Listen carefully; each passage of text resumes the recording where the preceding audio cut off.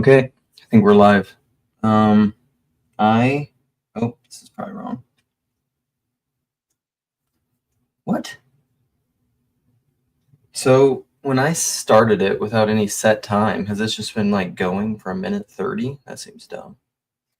All right, so my plan is I want to try to clarify some hell misconceptions and plan on being here for about an hour.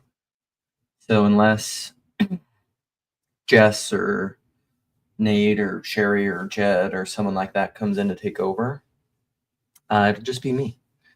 And I don't have a definitive plan, which is normal, I guess, but we're going to go here. So the first one, I was watching Mark Parker's stream the other day, and he said, well, he had on Mark S. So Mark S is a TLC person, This Little Corn on the Internet. And he's a friend of Chad, the girl dad, or Chad the alcoholic. And he was saying that he was talking about some of his issues related to and around hell. And so one of the first misconceptions I want to talk about with hell is that hell doesn't exist. Like if you're a Christian universalist, you would say that hell doesn't exist. So so again, in my last live stream, I was talking about the three views of hell.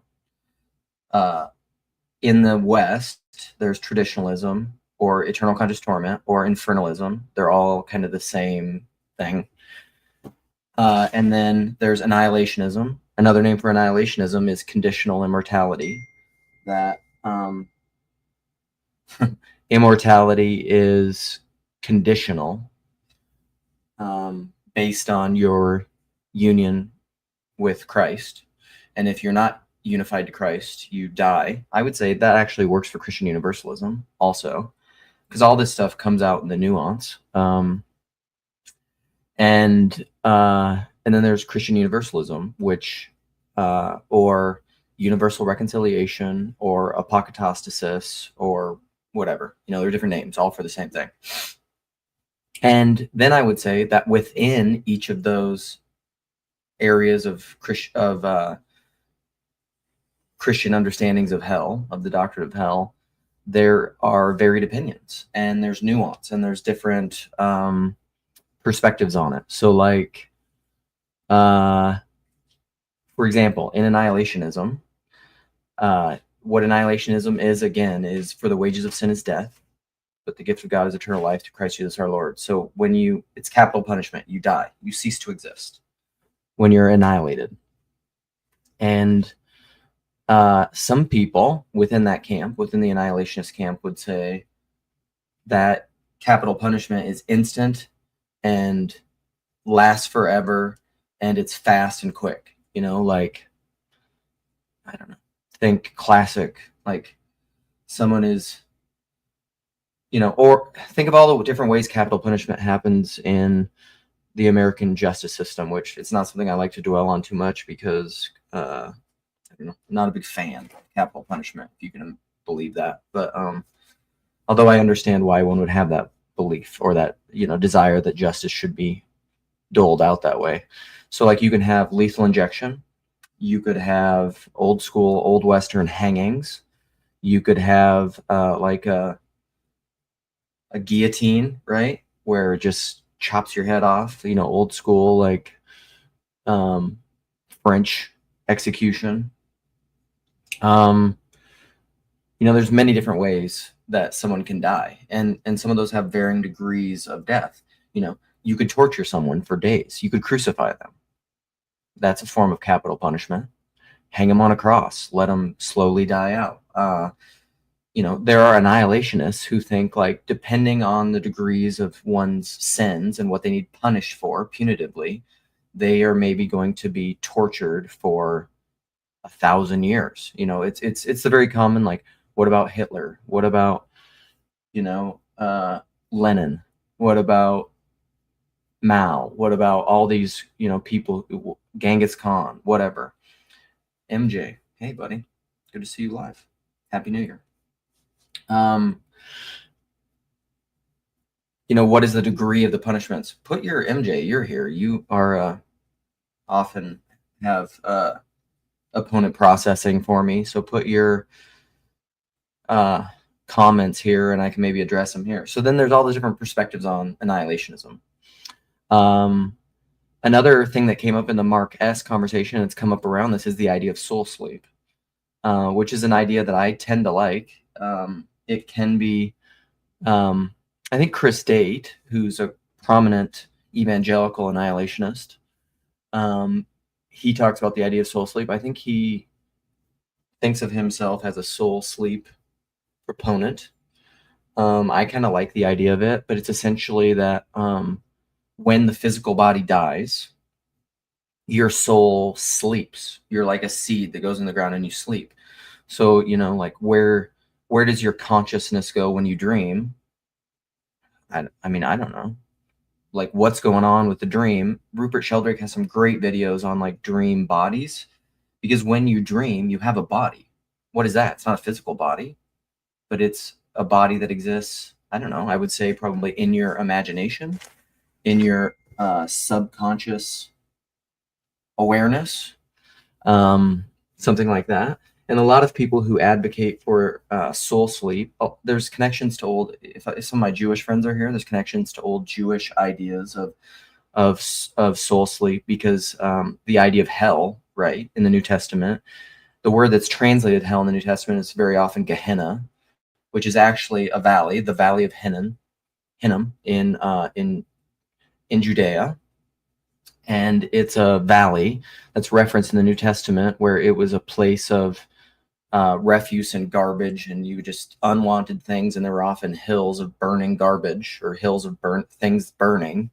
And so it was a desolate place for where you throw out things that you don't want and you burn them. So that's Gehenna, which is often translated hell. And so like the current modern consciousness idea of hell as a Far Side comic with the devil and a pitchfork, or like fire and brimstone preaching, where it's this flaming Dante's Inferno ideas of hell, like all of those kinds of things are Christian Talmudic evolutions of the understanding of hell. To put that view on hell is to do eisegesis on a text, not to do exegesis, especially if you're a Protestant. You just, that modern idea of hell is not from the Bible. It's an evolution.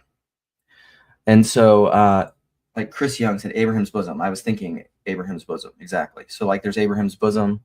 There is Gehenna, or no, not Gehenna. There is, if I descend to Sheol, that's, what is that Psalm? Shoot, what is the Psalm? I haven't quoted, but like, where will I go to escape from your presence? If I ascend to the heights, you're there. If I go to the depths of Sheol, you're there. Yes, I think all Americans are Protestant in a sense. I think we're culturally Protestant, whether or not you explicitly liturgically practice in a Protestant church. I think we are culturally Protestant. Here, pause.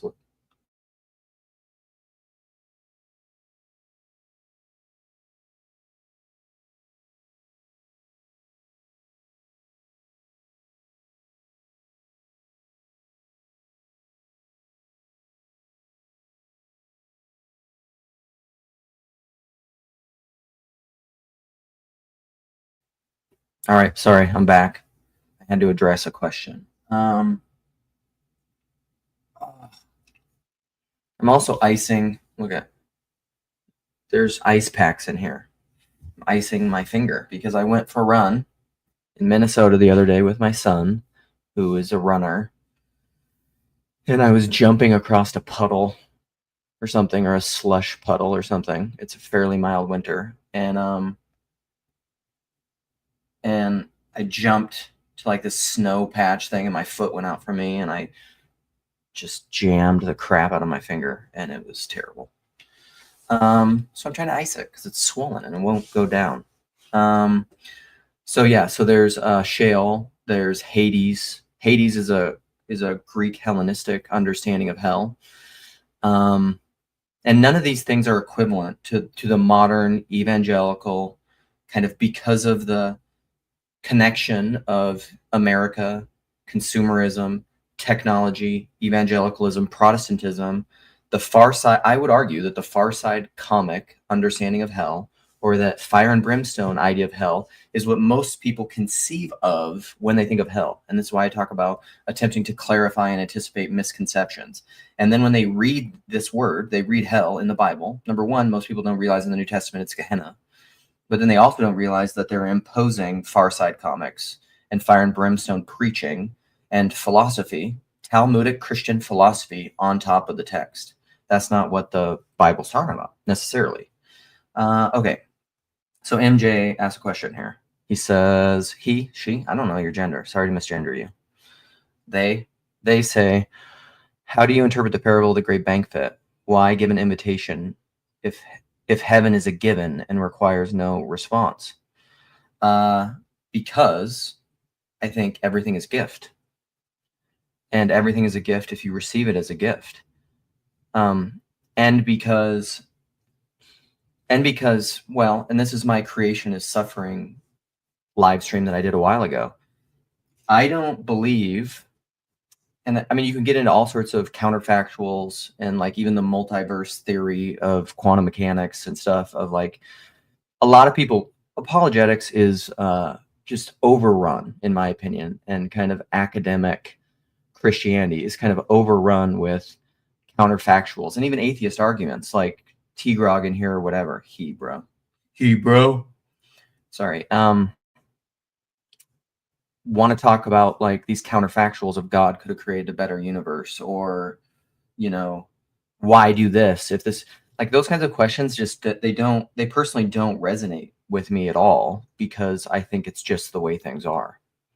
And that doesn't mean that you're not, a lot of this has to do with really technical stuff that's hard for me to explain, and I've been referencing a lot, but Stephen D20's series, I think, which is excellent on all of this stuff, has to do with the quantum versus the thermodynamic universe, and as it relates to time and freedom and determinism being, it makes sense of all of those things. But the reality is I don't think most people understand it and are capable of understanding it, because it's pretty high level stuff. I don't really understand it. And I think it just falls on deaf ears, because if you don't have a capacity in you, deep calls to deep, to hear and understand something, it's meaningless to you. I've spoken about this many times. If somebody else is speaking Chinese to me, it doesn't mean that I'm incapable of understanding Chinese, but I don't understand Chinese. So like, I don't have anything in me to understand the words that you're saying. It doesn't mean what you're saying is nonsense. Or as I've often said, you know, it's 1 Corinthians, the whole book of 1 Corinthians. The foolishness of the cross is folly to those who are perishing, but to those who are being saved, it's a fragrance and incense of eternal life. It seems stupid to people who aren't attuned to it, but if you're attuned to it, it makes sense. And so sense making is personal. And so like, why, back to your question, why is someone invited to the banquet? And I don't go like an Arminian mode here really, because I think, Arminianism is also just too mechanistic for me, and I think impersonal, and doesn't make any sense, where they would say something like, God grants prevenient grace to everyone, so he offers grace to everyone, and so then we all have the capacity. He makes that capacity within us, and then we can respond or not respond based off of, which I think is true. You can respond or not respond, but as a universalist, I would just say eventually everyone responds. And I don't know how those things work out in time, because it's just like, it's not a real, I just don't see the difference. Like your last question, why give an invitation if heaven is a given and requires no response? Because in order for you to participate in that heavenly gift, you need to receive it and respond. You know, it'd be like, it's kind of the idea of my finger's really starting to hurt. Do you just push through it? You just push through the pain. That's when you know it's getting numb and like really getting work on it. Because you want people to go willingly. God doesn't coerce, he woos. And it's the same with your children. Like, just because your children are young or little, and you can force them to do things, and you're coming regardless, you want them to come willingly. And just because they maybe will get to the end willingly, like I believe that salvation is it's a cooperation, it's a synergy, it's a voluntarily assented to thing. And so, like, even if it is determined and like a quantum level, on a thermodynamic level, it's chosen. That would be my answer to that question. Chris says those questions are so irrelevant because this is our world. How do we possibly judge a hypothetical world as better? We couldn't exist there. Yeah, completely agree. Let's see. He says Arminianism is just a form of Calvinism. Yeah, I think so too, actually. I think that's really interesting. And eternal conscious torment develops out of Calvinistic logical endpoints. Well, yeah, essentially double predestination, because like I don't think Calvinism has some sort of quantum understanding of things. It's all just linear time. And so these people pick and choose, and God is in. It's like that, what is it, A theories of time, B theories of time, whatever. Or it's like C.S. Lewis talks about, I mean, this is a little different, but he'll talk about a book. And like you can read a book, you have to read a book linearly, but God just sees the whole book. I think there's aspects of that that's true. I often think of these things in terms of, I really love the movie Interstellar. And yes, Marcus, Tacit Dimension. Blondie, I'm a fan. But Interstellar, where, spoiler alert, but he goes into the black hole, he crosses the event horizon, and he finds himself alive, conscious, aware, in some form of a body. It looks like Matthew McConaughey's physical body. Is it his physical body? I don't know. Is it a hologram? Is it a projection? What is that? What dimension is he in? Is it just mere dimensionality? What's going on there? Who knows? And but he's in this tesseract where he can move linearly through time. He can also move spatially through different areas and dimensions, it seems like, because it's this kaleidoscopic space where he can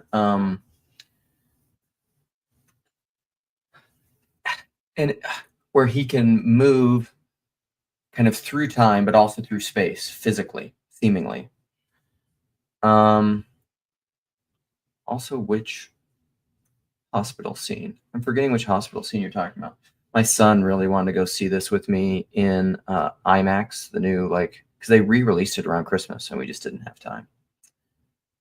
Also, Christopher Nolan doing The Odyssey. Yeah, that's going to be great. And so, what's going on there? I think that's related to our. I think reality is like that, but like where Peugeot will talk about this, because you can get new models for understanding things that help you to understand things in different ways.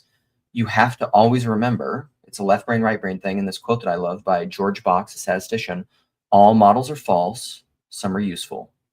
What up, buddy? And so all models are false, some are useful. So like you get the Christopher Nolan model of the Tesseract and Interstellar, and he can move dimensionally through time. Is that base reality? Is that what reality is? No, it's just another model. Even in Interstellar, Nolan is careful to say that some higher beings, right, created the Tesseract. Like he would argue that I don't even think that it's but like that, like the Earth, is the Earth just created?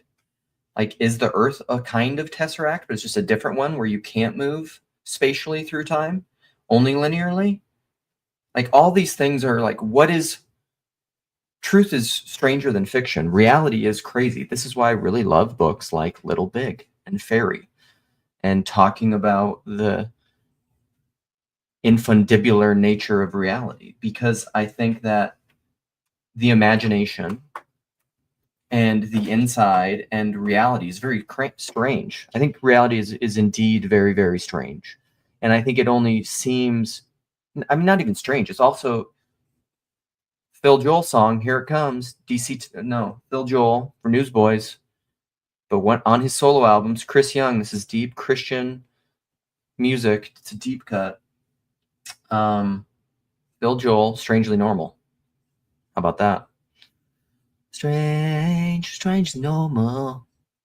They're Australian. So, yeah, reality is very strange, but it's also normal. Of course it would be. It just is. It is what it is. So, all right, let's see if there's other questions in here. We have MJ. Yes, Mr. Person himself only calls the theoretical and not the relational parts of the movie. I don't I mean, it's been a while. I just rewatched last night Good Will Hunting with my son because I was telling my son that there's certain works of art, primarily movies, TV shows, books, and music, pretty much, that they're like in Harry Potter. There are what does he call them? Oh, yeah. Okay, I got it. I know what you're talking about now. The dying daughter scene. Yes. I remember that, obviously. I just was trying to think, like, what point in the movie are you talking about hospital? Got it. There are scenes that get me more than that in Interstellar. But what is it in Harry Potter when Voldemort puts like part of his being into physical objects? What are those called? For some reason, I'm only thinking like Rorschach, but they're not. They're it's not crucifix. They're crew. What are they called? You know what I'm talking about? There's some word. Who knows? Who in here knows Harry Potter lore? I need Sam. Horcrux. Thank you. MJ knows. SG Horcrux. Yes. So there are certain works of art that are like Horcruxes. They have a part of my heart. Or it feels that way. And like Good Will Hunting is like that. I love that movie. I absolutely love it. I've probably seen it 10 times. I've revisited it different parts of my life. It hit me harder last night than any other time I've ever watched it. I feel like I cried through about half the movie. It really picks up for me Robin Williams, like Will's relationship with Robin Williams, I can't remember his name, with the therapist in that thing, and Robin Williams' stories about his wife and things. Like, I just flip and sob like a baby. And I was saying to my son as I was watching it, realizing a lot of this, I was like, that movie in a lot of ways is probably the beginnings, the seeds of my love of psychology, therapy, psychoanalysis. Okay, here we got another question. Listen, please put here. Okay, stop. Am I gonna be able to type with my stupid swollen finger hand and it's numb? Put hell questions. I can't type. Doesn't work. My finger's numb. In comments. I'll just say that, but I'll also just put it in the video here. Probably because it's New Year's, and also because I'm just streaming anymore to my channel. I'm not doing Grail Country streams, simul streams anymore.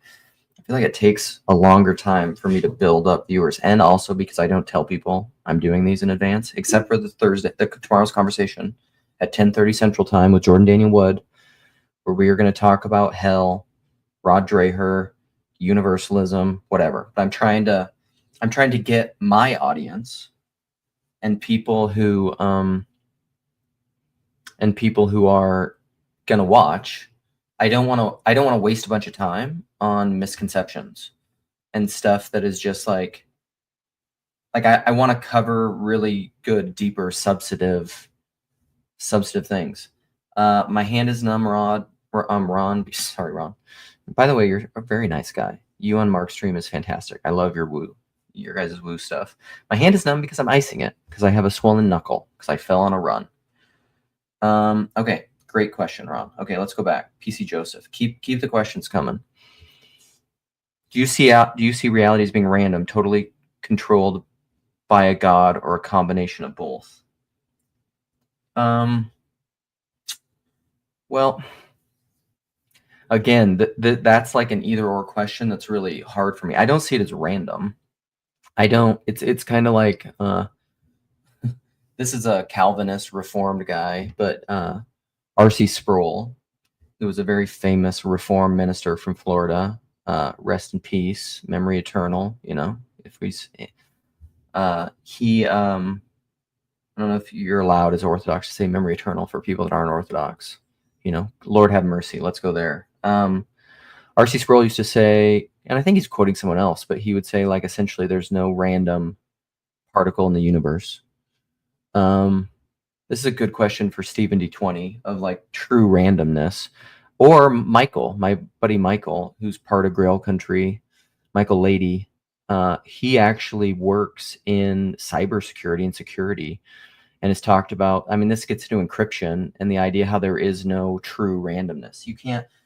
Encryption is trying to do that, right? Create randomness so that you can make unhackable passwords and encryptions, but they can't really do it because I think the reason that you can't create anything truly random is because the universe stems from a consciousness, and so there's always constraint.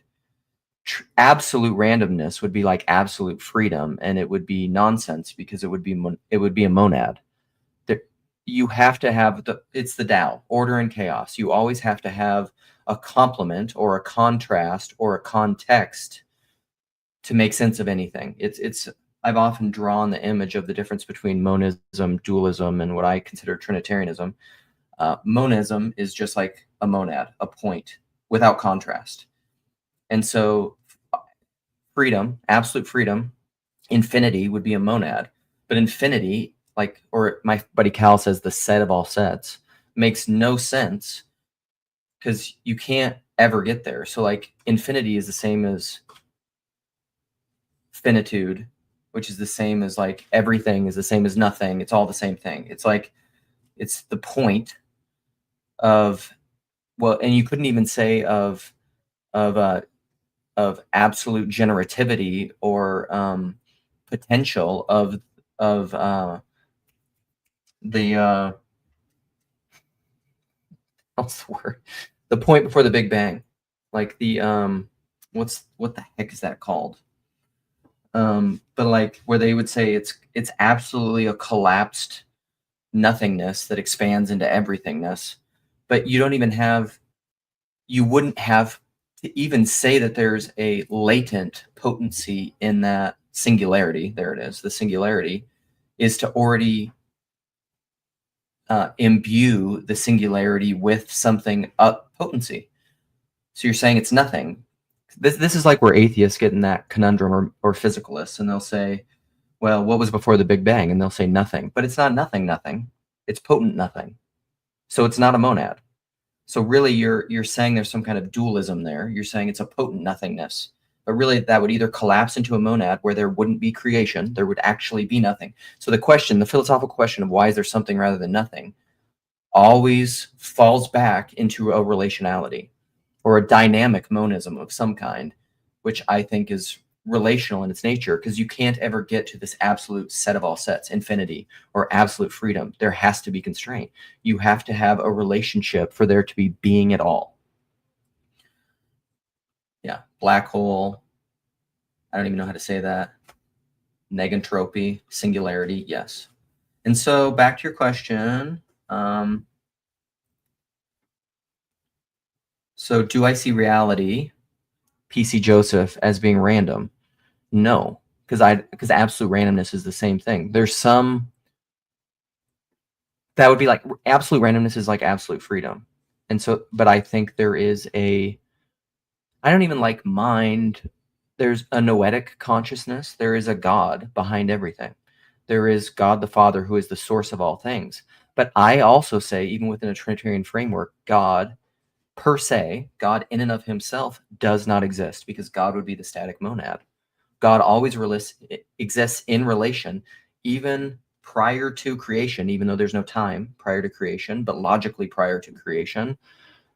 He is a relation. There's a context, and that is a son mediated by, spirated by the Spirit. I mean, that's Trinitarian theology.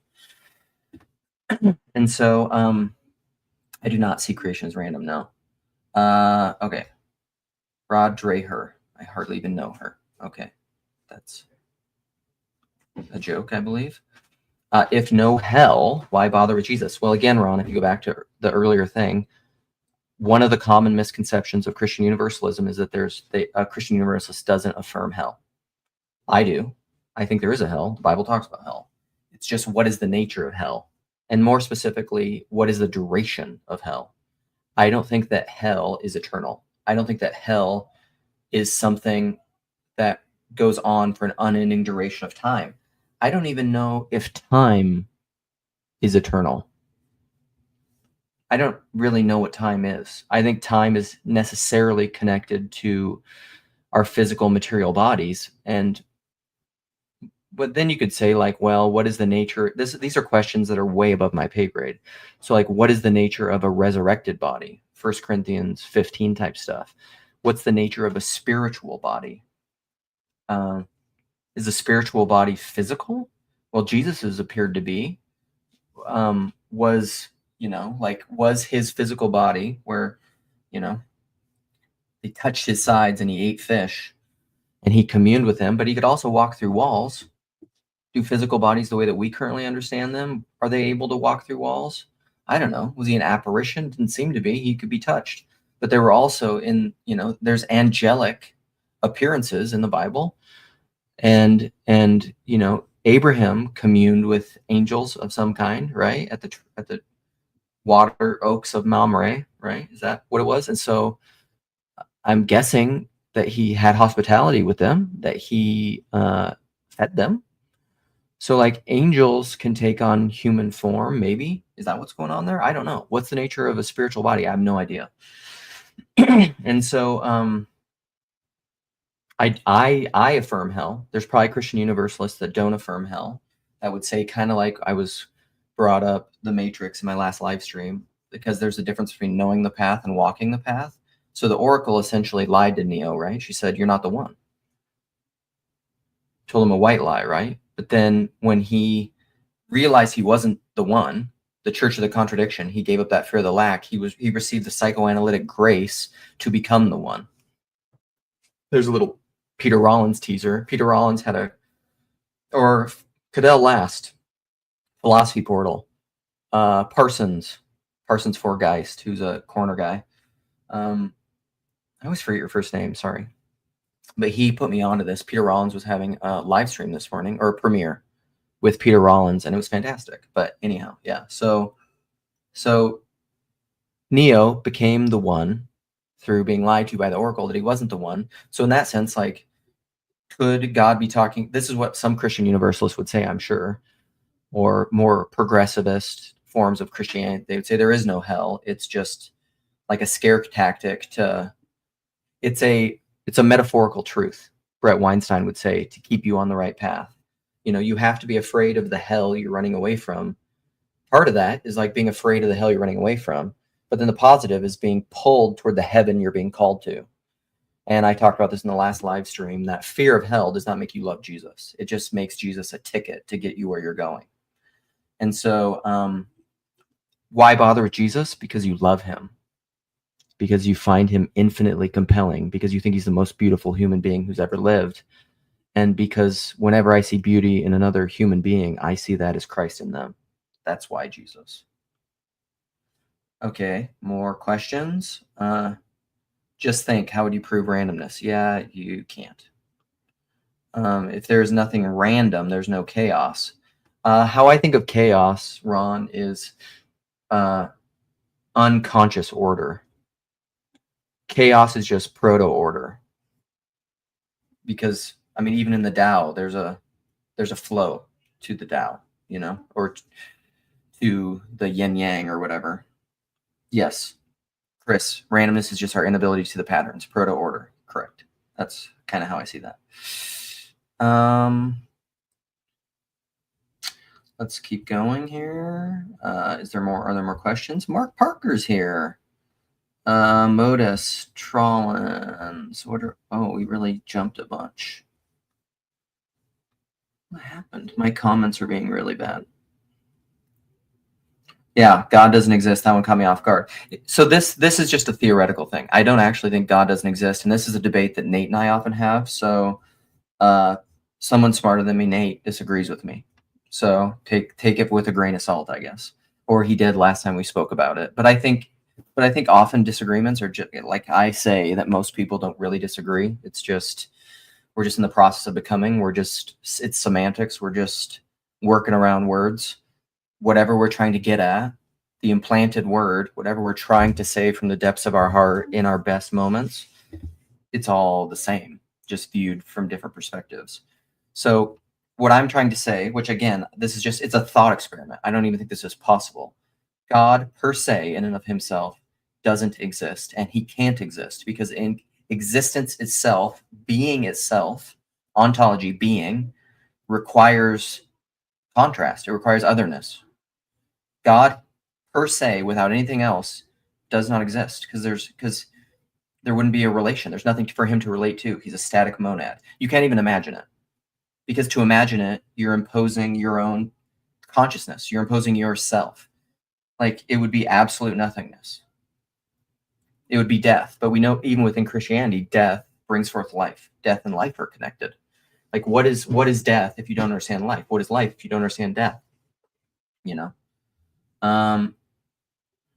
Okay, here we go. Skeptic. Is reality then completely controlled by a God with no randomness at all? If so, we cannot change a single moment in time, right? We are like robots, no? No, I don't think so. This is the thermodynamic thing and the quantum thing. I think the quantum, you can understand it. Again, all models are false, some are useful, but you can understand choice and freedom as existing within a quantum universe, or like where there's not infinite possibilities because you're always constrained by your incarnation, your being, your body, your context, all the things, but you have some semblance of freedom when it comes to certain choices. But as you approach those choices in time in the thermodynamic universe, up until the point of your decision, when you make your decision, then it is determined. But it's all relative to time. These are hard things to understand because you can't really think outside of a time. It's very difficult, and you can only do it through imagination to conceive of things outside of time. But what I would encourage people is don't absolutize your experience of time because that's a narrative. And postmodernism, the good aspects of postmodernism tell you that all meta narratives are false, including that one. This is the non-dualism thing. So like, no, we're not like robots. I think we're actually free. But when you've made a choice, you are bound to that choice. You can't go back in time. I don't think there's retrocausality, but it's weird. I mean, I do think there could be, but like future choices can change your perception of the way that you perceived a choice in the past. One way to think about it would be like Jordan. This can happen positively or negative, but like Jordan Peterson says, say you've been married to someone. Let's just you've been married to somebody for 30 years. You have kids with them, whatever, and then you find out that for 20 years of your marriage, they had been having another relationship with someone else and have kids and a family with someone else. Well, the facts of reality are exactly the same, right? That's not new information. That didn't did that change reality? Yes, no. I mean, yeah, it did change reality because your whole context of how you see reality and that person and everything about your life is totally inverted and upside down and changed. But like, did the facts of the matter change? No. But that choice, that enlightenment, that revelation, that decision, and maybe even the decision of how you respond to that revelation will determine your life. That's how choices work. And so I think determinism and freedom are both true, depending on how you look at it. It's at the level of resolution that you're looking at it. We experience choice as free, and it is. But then when we've made the choice, we are bound to that choice. It's veiling and unveiling. It is binding and loosing. Okay, this is a good question. Suppose the Orthodox Church taught the opposite of your point of view. Would you retract and give assent?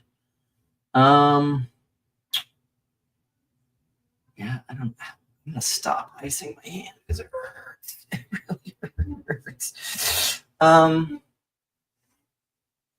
don't know. I don't know.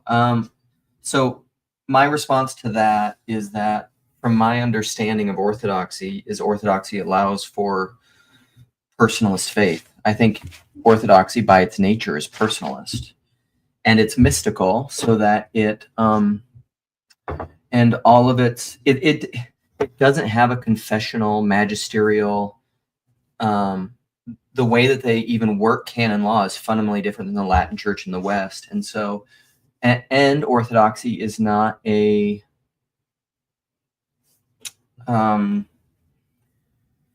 intellectually colonizing faith and religious practice, as far as I know. And so I think your question is kind of mute. I don't think the Orthodox would ever teach the opposite of my view, or it would. I don't know. I don't even know what the opposite of my view would be. It's hard. It's hard for me to answer your question. Like my view in which regard, I guess. But also, like every time, I think again, I've often said this, quoting my priest. My priest says the Orthodox Church from the outside can look very structured and conservative, but what are you conserving? Hospitality. So they are conservative, but they're conserving hospitality. And if you're truly hospitable, you're allowing people to be what they are. You are being conformed to this is why I want to talk to Jordan Wood, and why I love his work so much, is because, like, you are being conformed to the image of Christ, but Christ is the universal particular, and Christ is I can't drink coffee, my hot coffee, with my cold right hand.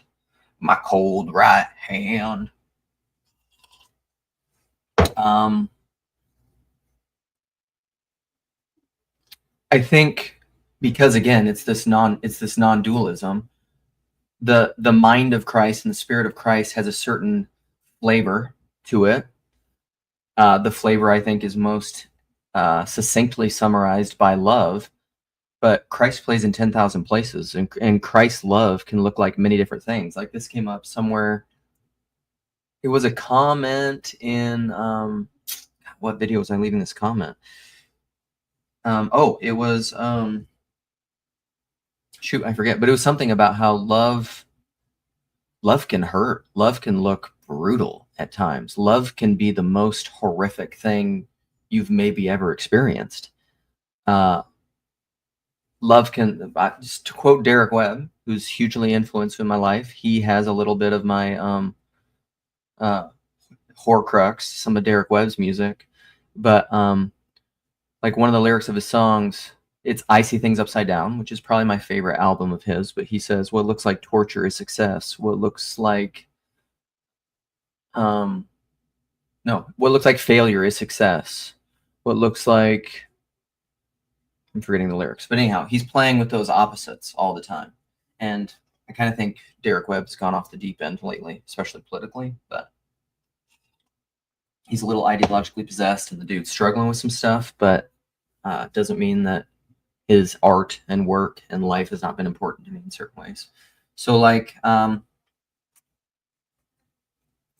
quote Cormac, this is what I would say at the end of the day. If the Orthodox Church, this is what's hard, all right? This is what's hard. This is my last word I'll say on this. I could talk for 24 hours about this question, and it's a great one.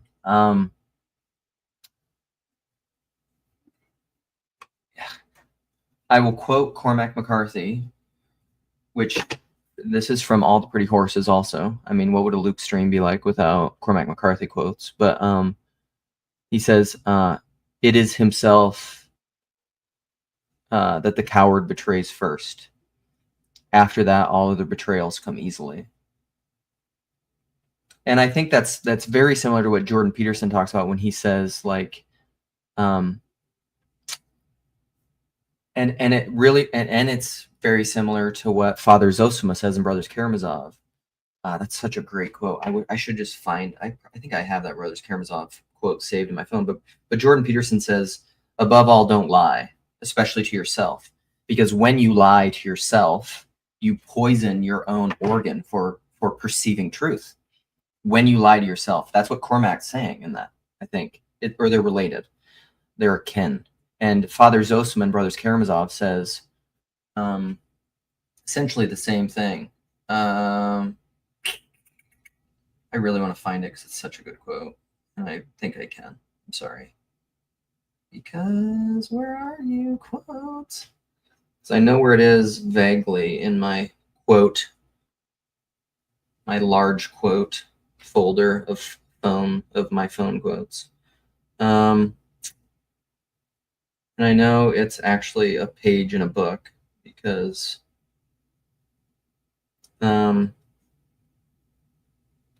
Cal's currently messaging me about later comments that are coming, trying to be a good friend. Anyhow, Father Zosima says, don't lie to yourself, because after that, all their betrayals come easily. I really need to find it. I'll post it to my channel later because it's so good. I'll just put like a community post comment in here or whatever. It's really, really excellent. So if the Orthodox Church asked me to lie to myself, very Martin, this is where I'm very American, very Western, don't tread on me, Martin Luther, here I stand, I can do no other, so help me God. If the Orthodox, this is the thing with confession, this is my problem with confessionalism. If the Orthodox Church was essentially asked me to lie, I would say I can't lie. I can't lie for you. However, I also love the movie Silence, and I also love the ultimate scene in Silence with Father Rodriguez. And what does fidelity to Christ look like? This is Jess and I have had conversations about this. It's Abraham and Isaac. Sometimes, and this is wrestling with the angels. These are conversations I've had with Hezi. Sometimes I think what God wants of you is to tell him no. Because I think God wants real persons, not robots. I don't know. I also think there's a beauty in me dying to myself and saying, I've done this with my wife many times in our relationship. She's done it with me. It's mutual submission. There's been times where I'm just like, I don't agree with this decision, but I love you, and I'm going to do what you want, even though I don't want to do that. And we've had to do that in significant ways with each other, and I think there's a beauty in that. So, like, I don't know how to answer your question. That's a long-winded way to say what I think about it. So, and Mark, yes, this is very true. God doesn't exist as an object in the universe, as a static monad, but we live and move and have our being in him. But I think that's actually technically probably Christ. We live and move and have our being. Because God is he that is always just be ever on the limit of what we already seem to know. God, that's kind of God is pure essence, which is the center black hole of the torus.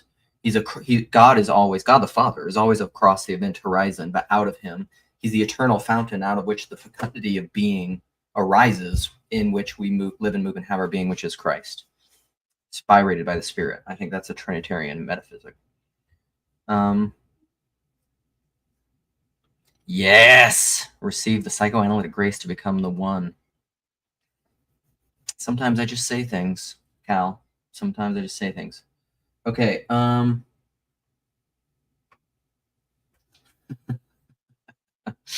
Yeah. Cal's telling me this later, so I agree. I just want to. I'm way behind on the comments. I'm trying to catch up. But he says, "Can I share this, Cal?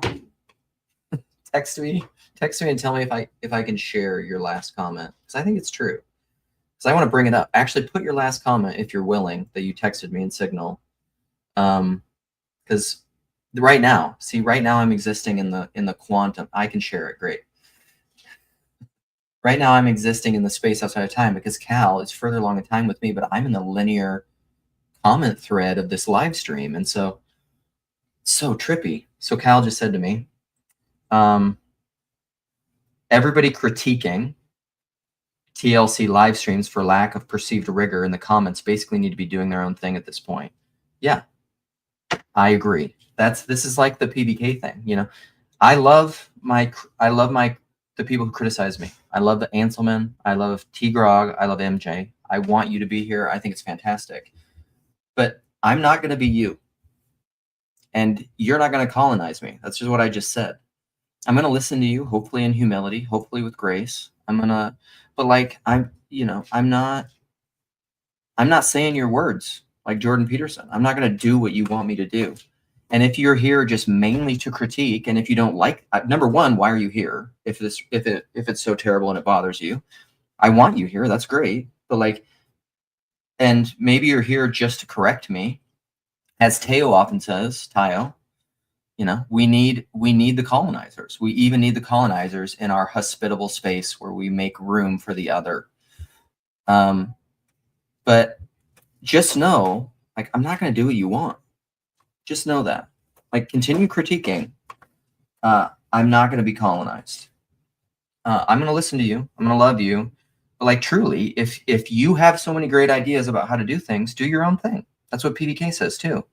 Like with Jacob Federici's critiques, and he is doing his own thing of PDK, and he wants PDK to do all this stuff. I want you to take charge. I want you to do this. Or Mark Lefebvre or whomever, Manuel Post. They want PDK to do all these things. Okay, you can want him to do, as my grandpa used to say, want in one hand, shit in the other, see which fills first. I'm not going to do what you want me to do. I'm going to do what I want to do. And hopefully that's submitted to God. And sometimes God will manifest himself through your criticisms, through the people who oppose you.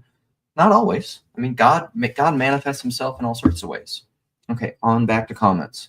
End that thing. Keep criticizing.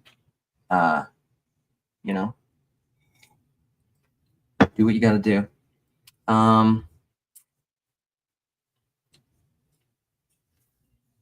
So Tayo says God doesn't exist in the universe. That's the point of God number one.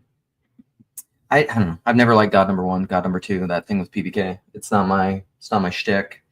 Okay, I'm gonna try to go through comments more quickly here because I'm gonna leave in a fair amount unless somebody comes in and takes over.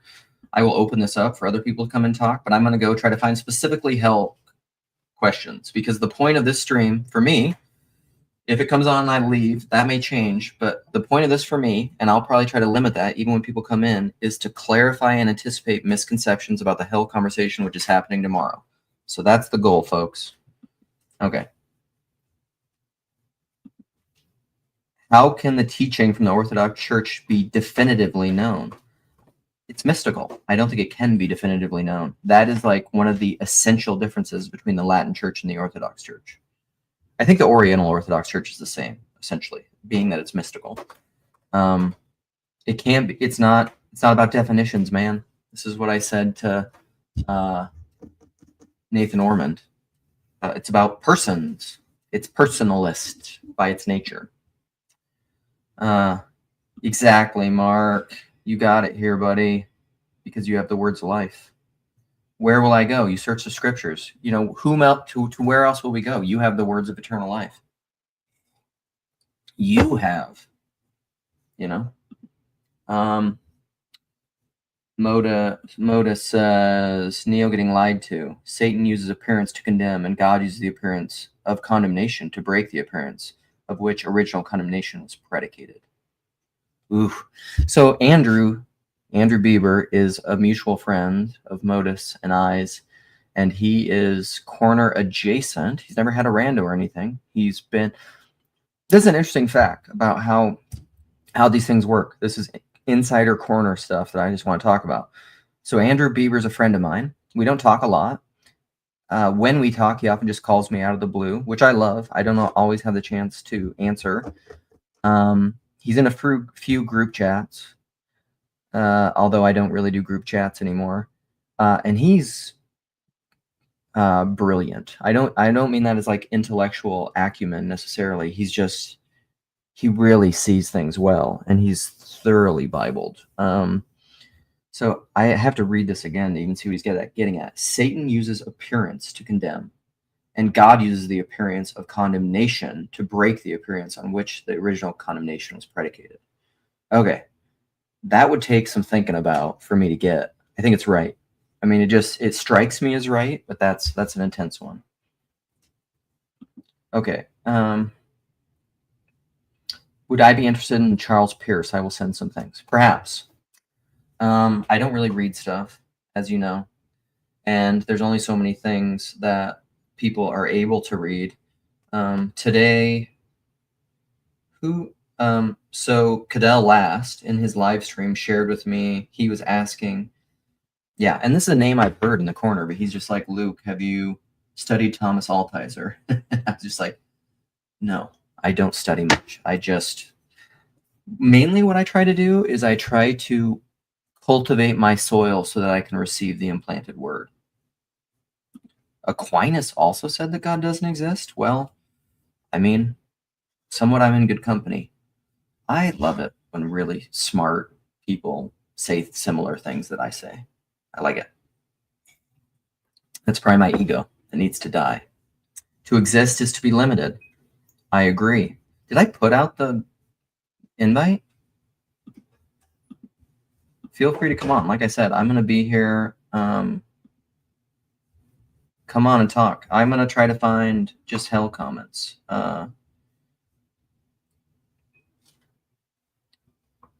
Yeah, like it. Gotta earn it.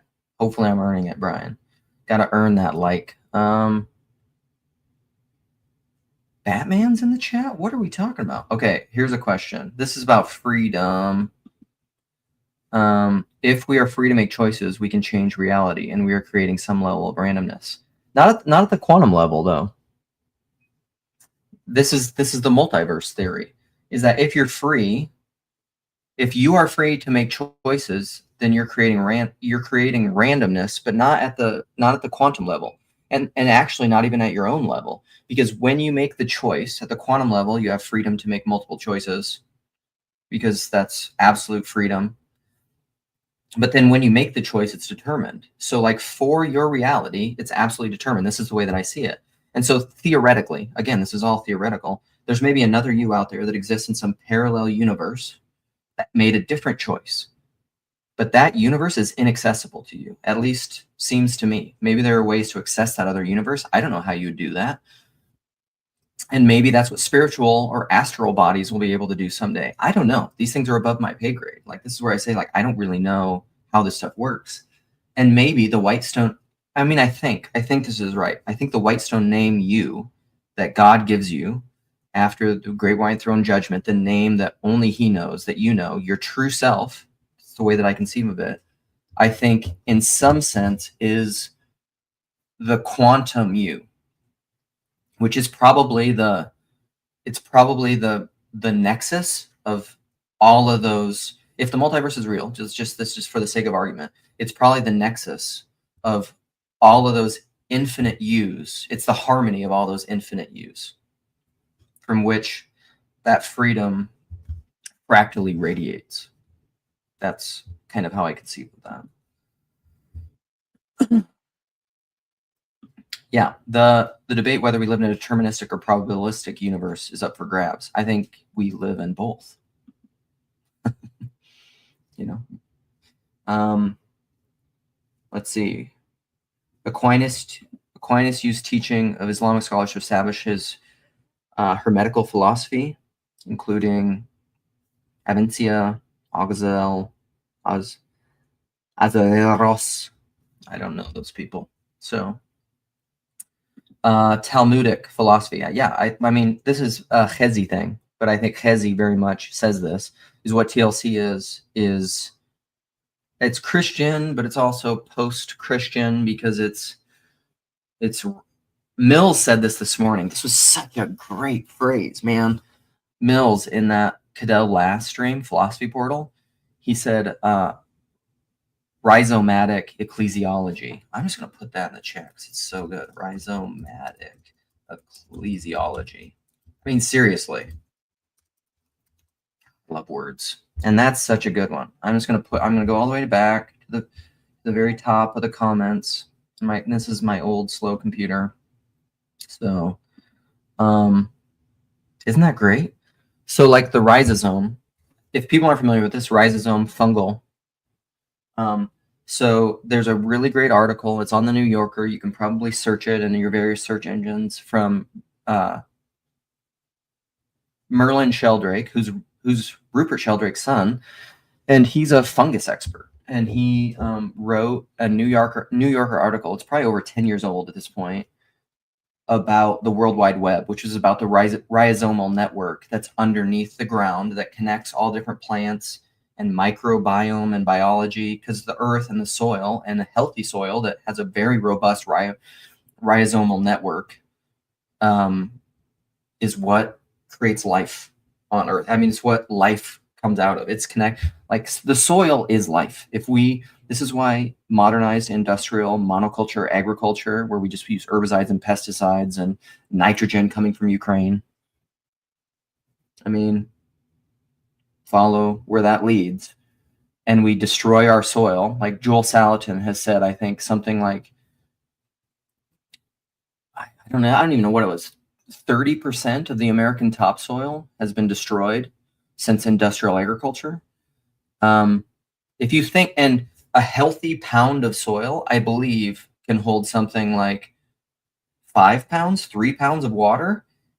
If you think that doesn't affect water cycles and weather patterns, it does. It sure does. What up, my G? You coming in here to criticize me? Yeah, specifically to criticize your pronunciation of. Thank you. I mean, You on really. John Welch's behalf, actually, he Thank deputized you. me to come in here because Oh. he misspelled hermeneutical, but he wants you to Oh. recognize that it doesn't sound like hermeticism. It sounds like the word he was trying to spell. That it probably, yeah. Then Avicenna and Averroes are themselves misspellings of Ibn Sina and Ibn Rushd, which I probably also mispronounced because I don't What know is Arabic. happening? There's misspellings and mispronunciations. How am I supposed to follow anything? Well, they're transliterations, but one man's transliteration is another man's mispronunciation and misspelling. Well, if they would have written it in the original language, I would have gotten it. Exactly. See, that's what they don't understand. That's what our haters don't understand. Matt, I would love to stand on your shoulders. I'd love to. If we meet up sometime in a TLC meetup, I want to go into a pool with you, and I want to be on your shoulders and to, like, what is that called? Like chicken fight, or what's that called when you like get on somebody's shoulders and you try to push them down in the water? You know what I'm talking about? Look at this. I'm very excited. Brooklyn Lou. Welcome to, may I be so bold as to say, the TLC. Hey, do you hear me? I can hear you. All right, cool. Let me turn this light on. I'm outside, but got a big shadow apparently. Well, yeah, all your light, you're backlit. Oh, that's a little better, I think. Depends on. All right, buddy. Well, okay. So I want to officially welcome you to TLC, and I would like to, because I mean, you've popped up into my streams for the past, I don't know, month-ish or something. What is I saw you today. Yeah. I saw you before a few times. Mm-hmm. But I just wanted to get your take on the questions I asked. Okay, I maybe missed some of them, or I didn't get to them. Yeah, no, I know that. Just figured since you invited people in, I would pop in. Yeah, totally, buddy. So, yeah, the first question was on the randomness thing. Yeah. It seems like if you go with that God controls all things and there's no randomness, and then any decision that's made by a person has no meaning. It never changes. So how do you combine this randomness with the unrandomness of life? I mean, if I decide to go do something, right, I'm making a decision, right? It's a free will decision on my part. I would think. I mean, unless I'm just, again, it's like either I'm a robot or I can go actually accomplish something or change something. I changed something when I came in this chat room. I didn't have to come in this chat room, but I did. All right. So that creates a randomness, at least it seems to me. I mean, it's not totally controlled unless it is. And that's I wanted to clarify what your position was. Am I a controlled agent? Like I cannot do anything on No, my I own, I don't. think or I not on think my own. the way that you handle both of these is to understand that the indeterminacy slash the free will exists in the present, but determinacy exists in retrospect for what is already decided in the past, in the moment just past, backward. Well, That's kind of where it is. It's the essential asymmetry. well, it's a both then. It's not a one or the That's other. correct. Right.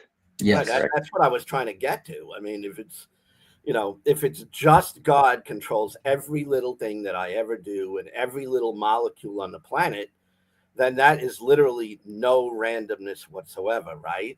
But everything that you have done is seen in retrospect to have been sort of the decision of God from before the foundation of the world. But in this moment, you have freedom. That at least is Well, my crazy view. well, and I don't know, I would really quibble about, I think I'm a stickler in a way. In some ways, I'm not, for words, because words have certain connotations. Control, to me, control really feels like a uh, coerced, colonized, manipulated, mechanistic thing. And I wouldn't say that God controls reality in that way, but I think the biblical metaphors, and I think the way that it works much more clearly to me, even within my own family, it's just like, do I control my children or do I control my garden? No, I cultivate it. I foster it. There are constraints put upon it because of the nature of being a finite thing. And I think those things are cultivated, but I wouldn't say that they're controlled, because in this, it's kind of the whole reason that Ron asked way back before of like, or the wedding feast of the Lamb in Revelation. They're just like, if everybody's going to be there, why Jesus? Why anything? Why suffering? Because I think that's how reality is. That's why I did the live stream on creation is suffering. Like, I want your children. Part of the thing is like, I don't think you adequately learn how to love people until you learn how to forgive people. I mean, this is my buddy Jason, who's like my buddy Cal, who's in here, says is the best theologian in the TLC, which might be true. Says that, or George MacDonald, From who a I love to certain quote. perspective.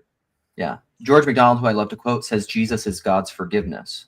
And I truly think, like in the Bible, the unforgivable sin is to be unforgiving, because forgiveness is salvation. And I think that's the nature of love. And so, like with my children, to zoom back into like control, I want them to be free and to choose to love me and to obey me, because otherwise it's just power.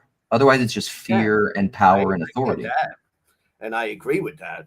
Yeah. But I can't reconcile whatsoever this idea that there's a God somewhere outside of space and time, which also is incomprehensible. All I would say right. he's also inside of space and time.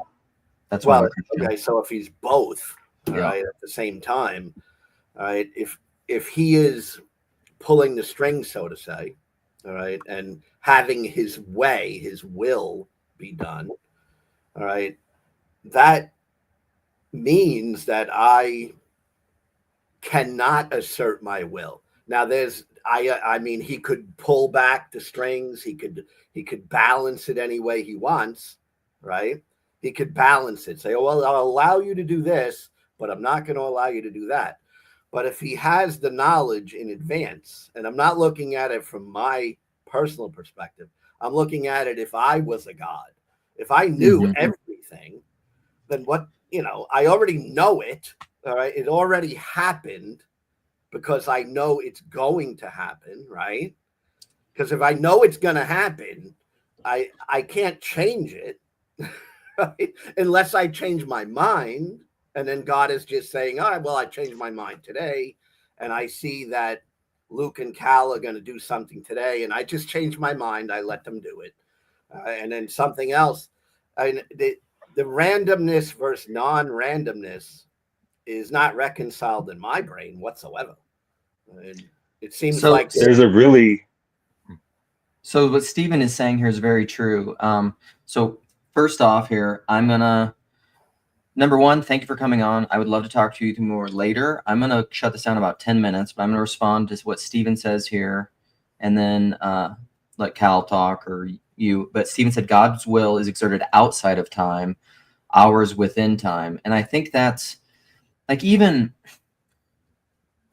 why I love what Steven has been doing so much on his channel lately, talking about quantum mechanics and things. And even like when I think about these things in terms of black hole. So like there's a, who's that? There's a physicist who was recently on Rogan. What's his name? Brian Cox? His name's Cox. His last name's Cox, I think. And he was talking about, they were talking a lot about black holes, and they were saying the current science and understanding of black holes is that on the edge of the event horizon is where it's information death. There's no information on the other side of black holes, and we can't see anything from there. It's like, in a sense, it's almost like a cosmic star death. I mean, that's what we call it, death of a star, you know? And I think that is fractally how all these things work. Even the Bible says, 1 Corinthians 13 says, knowledge will pass away. So like even when we talk about God being omniscient and knowing all information, we're imposing upon knowledge objective information that is a quantity, and you're saying like there's an amount, there's a quantity of information, and God just knows all of it, like the set of all sets of information. I don't think that's how reality works. I don't think there's that's information. what I was about to say, that there is a video. I think the philosophers are named Joe Schmid and Joshua Rasmussen, and they talk about what are called Russell style paradoxes. Like they're paradoxes of self-reference. Like, does the barber who shaves all the barbers who don't shave themselves, does he shave himself or not? It's like it gets, or like the man from Crete said that all men from Crete are liars. This kind of stuff, and there's a way where if you try to understand God's omniscience in this way, where like it's a self-including set of all sets, and you try to understand it statically, it's running into, you know, not that I'm an expert on these things at all, but it's running into the kinds of problems that are demonstrated through Gödel's incompleteness theorem. Just every time you have that self-reference, it's like you can't like know everything and then know everything like about what you know about everything, like these kinds of, you know, infinitely unspooling higher order statements about statements. Like it so what I'm saying is, even God's omniscience, we don't understand propositionally. It, you know, every time we have these kind of dilemmas where his will competes with ours, or his knowledge, his foreknowledge excludes our free will, it's actually in terms that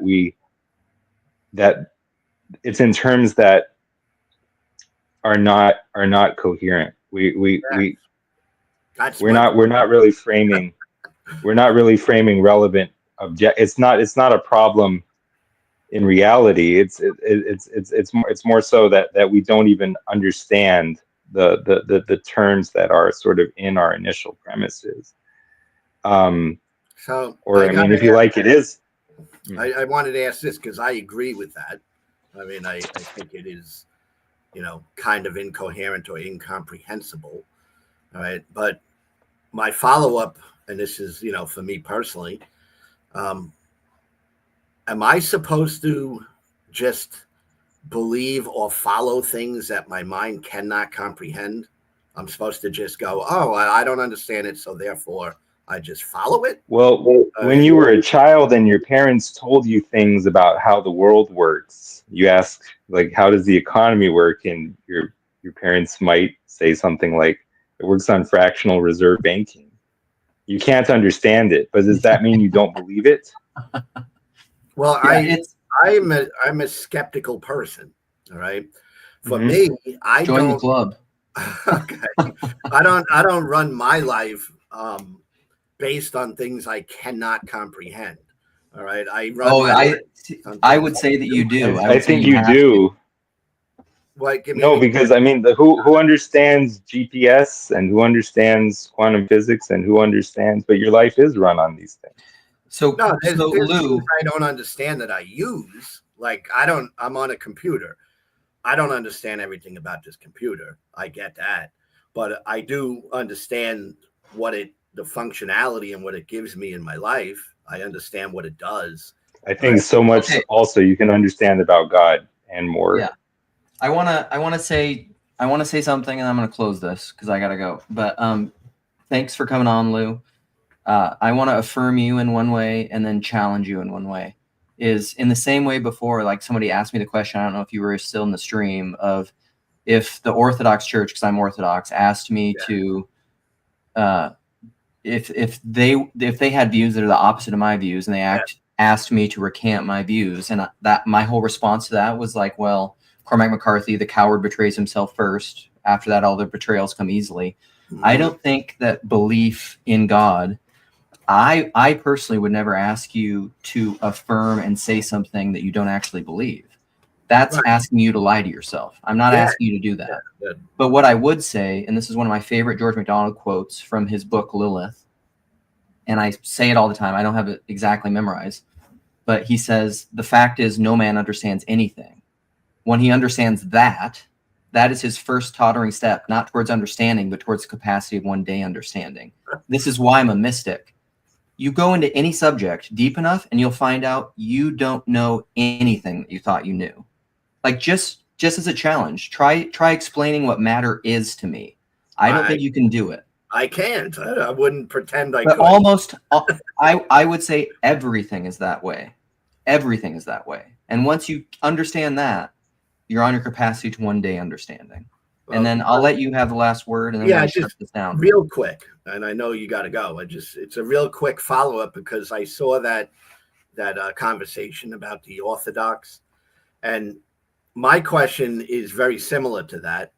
It's a kind of almost like a follow up to that, and that is, do you decide and think for yourself, like as an ultimate authority, or do you go to a church who is your ultimate authority, or a God who is your ultimate authority, or do you actually see? For me, I mean, I can answer that. Yes, I am my ultimate authority. All right. You may not be able to say the same thing, or maybe you do. Like, are you yourself your ultimate authority, like for theology? Because I create my own theology every day. Mm-hmm. I Yeah, live my yeah. life the way I want to live, right? Um, do you create your own thoughts and what you feel, or do you go to an authority, which Well, might be your church, you know? yeah, I mean, that's part of my short answer to that. Is that's kind of my whole shtick, is personalist knowing. So I would say a person isn't an individual. A person is a relationship. So I have a relationship to the Orthodox Church. I have a relationship to my wife. I have a relationship to my kids, my parents, my community. I'm influenced by all those things. So I'm not an isolated individual. But Right. yet what I truly believe is my favorite verse. I say this is like the summary, basic, I think it's starting to be, of all my theology, is receive with meekness the implanted word, which is logos, the implanted logos. I don't think, and this is one of my biggest beefs is against confessional theology, which is going to your church for what you think.